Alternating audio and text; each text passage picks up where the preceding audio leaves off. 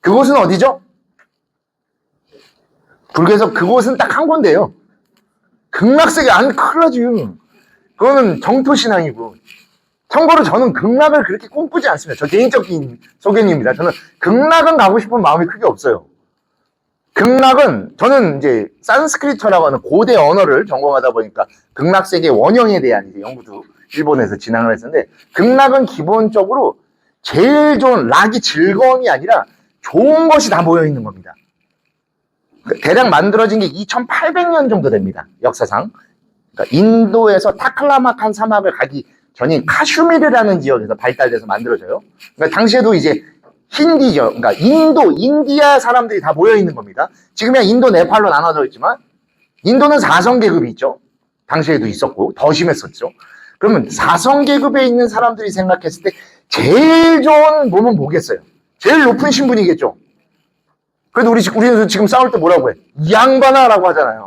양반이 제일 좋아요. 서로 양반으로 불러주잖아요. 거기도 제일 좋은 몸이 당연히 바라문입니다. 그 중에서도 뭐겠어요, 또? 남존여비가 극심한 나라입니다. 지금도. 남자겠죠. 바라문의 남성으로 태어난 게 최고겠죠. 그럼 극락엔 뭘로 태어나겠어요?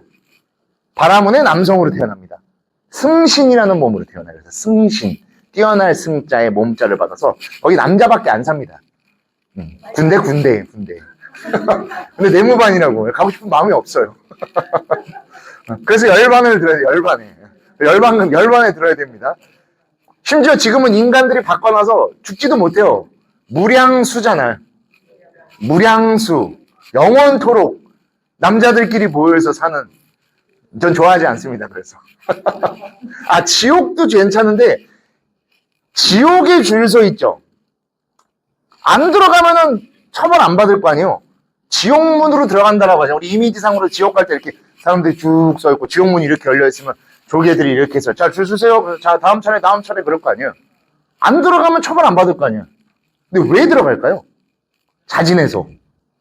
지옥문은 지옥이라고 하는 곳에 떨어지면 무서운 결과로 봤지만 지옥 앞에까지는 우리 인간 또는 육도 중생들이 가장 탐욕스러워하는 곳을 비춰줍니다.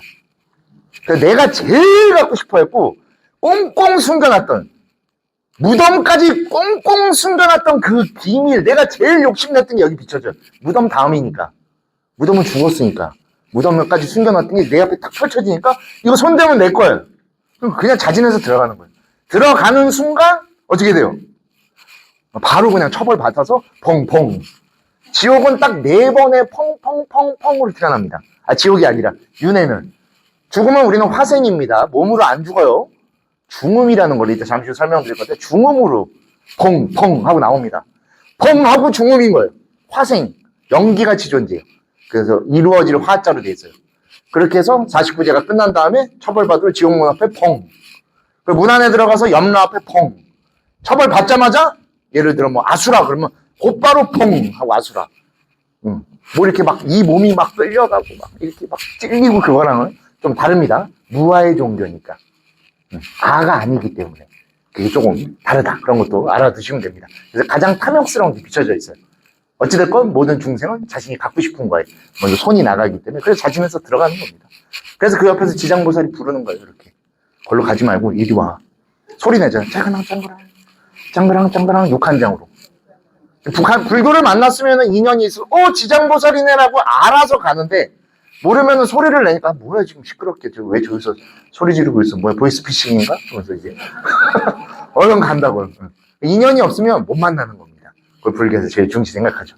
자, 다른 얘기 좀 넘어가고 그래서 오늘 불교의 시작, 수행의 시작 바로 불법승 삼보를 따르고 삼보의 일원으로서 불교인이 됐을 때 맨 처음 무엇에 대해 알아야 되고 맨 처음 무엇을 닦아나가야 되는가의 그 시작점, 그래서 오리진이라고 하죠. 그 기원, 최초의 시작을 두려고 합니다.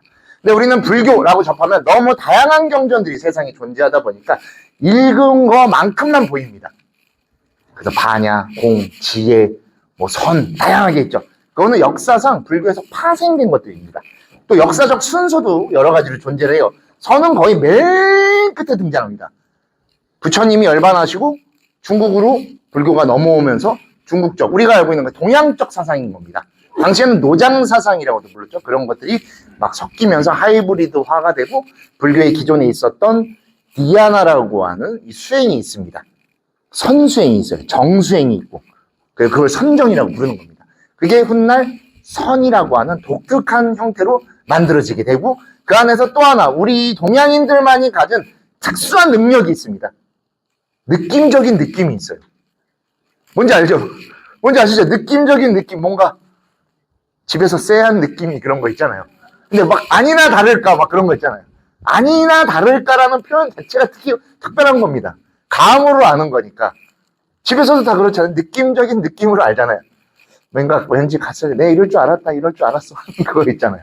그겁니다. 동양인들만이 갖고 있는 특별한 능력이 있어요. 그러다 보니까 동양화된 불교 특수 수행을 만들어 놓으니 그게 간화선, 선이 화두라고 하는 아주 독특한 개념을 또 투입시키게 되죠. 그래서 서양인들이 굉장히 어려워요. 명상은 서양에서 들어온 겁니다. 정확하게는. 메디테이션이기 때문에. 선은 다릅니다. 동양인들이 갖고 있는 표현할 수밖에 없는 것을 표현하고 있지만 그 표현을 뛰어넘는 단계로 가는 것. 뭔 소리야? 그게 화두예요, 화두. 화두. 용어로 표현되지만 그 용어를 넘어설 수 있는 단계. 무에 묶이는 순간 무로 깨달을 수 없습니다. 무가 있기 때문에 반대로 내 스스로 무를 관하고 있는 나를 무로 만들어 모든 것이 공존하는 형태로 다가가는 것이 화두의 가장 어려운 지점이죠. 그래서 화두 수행을 알랑말랑해요. 잘못 가면 뜬구름 잡는 것만 되고 조금이라도 맛을 보면 이거보다 또 재밌는 게 없는 설명하기 어려운 그런 아주 즐거움을 주는 수행이기도 하죠. 또 다른 것도 또 있어요. 정토 수행도 또 비슷합니다. 제일 빨리 느껴져. 염불 수행. 원래 염불은 좀 다른 겁니다. 생각할 염자니까 부처님을 명상으로 떠올리는 건데 우리는 지금은 진언을 하는 게 염불이 되죠. 제일 빨리 느껴집니다. 그러다 보니까 절에 가면 맨 처음 하는 게 염불이죠. 우리 그냥 염불이라도 한다고 노는 입에 염불한다고 할 정도로 염불을 하다 보면 뭔가 감흥이 오거나 그런 수많은 또 절도 있고 우리나라의 대표 수행은 절입니다. 무조건. 우리는 템플, 사찰을 뭐라고 불러요? 절에 간다고 하잖아요. 절이라는 표기는 우리나라밖에 없어요. 왜? 사찰에 가서 뭐예요?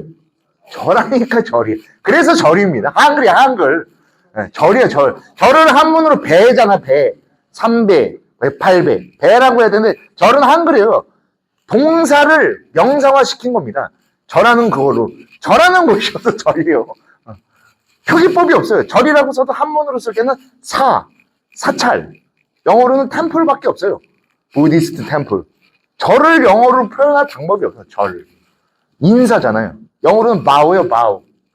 어디가 그럼 바오가, 인사가, 뭔 소리야? 이렇게 인사 돈다는 뜻인가?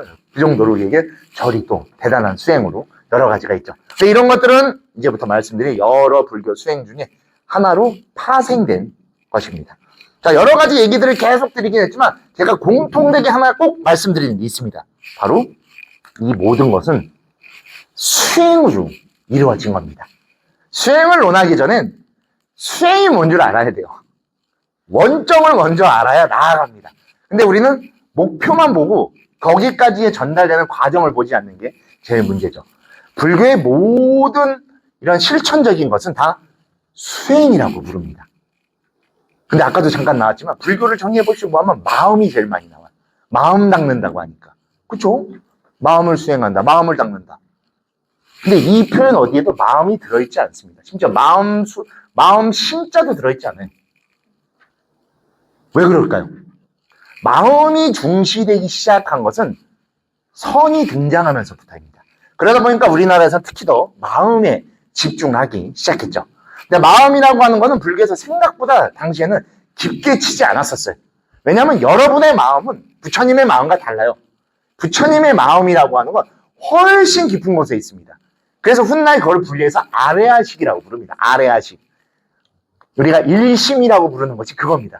근데 우리의 마음은 네 마음도 네 마음, 내 마음도 내 마음, 네 마음 내 마음, 내 마음대로 그 마음인 거기 때문에 그 마음으로 수행을 두지 않는 겁니다. 수행을 통해 불교에서 말하는 마음이라는 것이 무엇인지 알아차릴 때까지 계속 행을 닿게 하고 그 다음에 마음을 알게 하는 거죠. 그래서 마음 수행은 없습니다. 불교의 최초에는. 그냥 수행이에요. 수행을 번역하면 뭐죠? 행을 닦는 겁니다.